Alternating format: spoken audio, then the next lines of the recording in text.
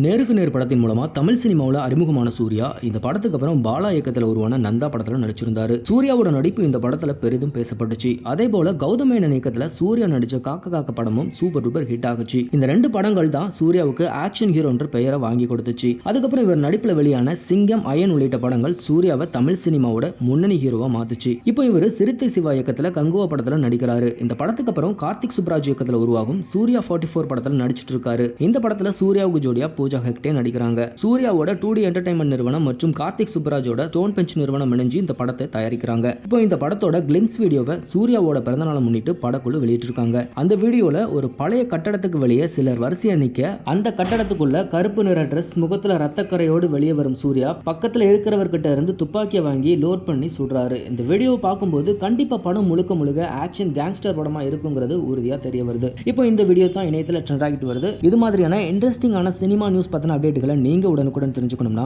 மறக்காம நம்ம cine model சேனலை சப்ஸ்கிரைப் பண்ணிக்கோங்க.